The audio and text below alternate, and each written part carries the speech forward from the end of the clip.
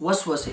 बहुत सारे लोगों को मैं मुआशरे के अंदर देखता हूँ कि इंतहाई सख्त तरीन किस्म के वसाविस के वो शिकार होते हैं, बहुत सख्त तरीन किस्म के वसवसे उनको आते हैं, ऐसे सख्त तरीन वसवसे कि ज़ुबान पर अगर वो लाई जाए तो ईमान ख़तरे में पड़ जाता है।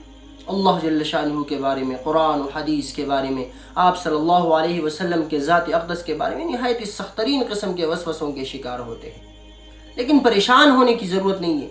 आम मुआशरे के अंदर आपने एक मुहावरा सुना होगा कि हमेशा पत्थर उस दरख्त पे पड़ते हैं कि जिसमें कुछ फल हो। तो यही मिसाल शैतान की है, ये उस दिल पे वार करता है कि जहाँ पर ईमान की कुछ नूरानियत मौजूद हो। तो इस वजह से परेशान होने की ज़रूरत नहीं है। कुरान करीम में अल्लाह जल्ल शानु फरमाते हैं, इन्नमन नजवा मिनश्शैतान लियहज़ुनल्लज़ीना आमनू। ये शैतान दिल के साथ सरगोशी करता है, दिल पर वार करता है, वसाविस डालता है। ये इसलिए करता है ताकि मोमिनीन को परेशान कर दे। परेशान हो जाता है इंसान जब वसवसे आते हैं कि भी ईमान ख़तरे में, क्या क्या बातें मेरे दिल में आ रही है। परेशान हो जाता है मुसलमान। तो परेशान होने की ज़रूरत नहीं है। एक सहाबी आप सल्लल्लाहु अलैहि वसल्लम के पास आए, फरमाया या रसूलल्लाह, मुझे इतने सख्त तरीन वसवसे आते हैं कि ज़ुबान पर लाने से मैं बेहतर ये समझता हूँ कि मैं जल कर राख बन जाऊँ। इतने सख्त तरीन किस्म के वसवसे आते हैं। आप सल्लल्लाहु अलैहि वसल्लम ने निहायत ही इत्मीनान से कहा कि ज़ाका सरीहुल ईमान, यही तो सरीह ईमान है।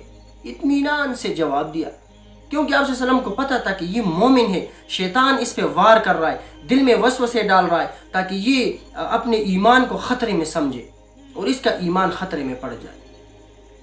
तो इस वजह से वसवसों के बारे में परेशान होने की ज़रूरत नहीं है।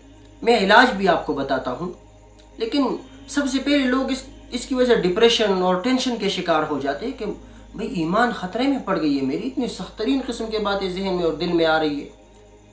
तो इस वजह से आप सबसे पहला काम ये किया करें कि अपनी तवज्जो को इन बातों से हटाएं। कुछ एंटरटेनमेंट्स के अंदर आप अपने आप को मशगूल कर दें, कुछ किताबों के मुताले में मसरूफ़ हो जाए, किसी भी ऐसी चीज़ के अंदर आप अपने आप को मशगूल कर दें कि जिससे आपका जो तवज्जो है वो वसवसों से हट जाए। इन सोच वसवसों की तरफ जो आपका सोच गया है उससे आपका जहन वो दूसरी तरफ चला जाए। और दूसरी बात यह है कि आपको ताउज़ पढ़ना चाहिए, अऊज़ु बिल्लाहि मिनश्शैतानिर रजीम, और आखिरी सूरतों का विर्द करना चाहिए ताकि अल्लाह जल्ल शानुहु अपने तौफीक से आपको शैतान के वसाविस से छुटकारा दे दे।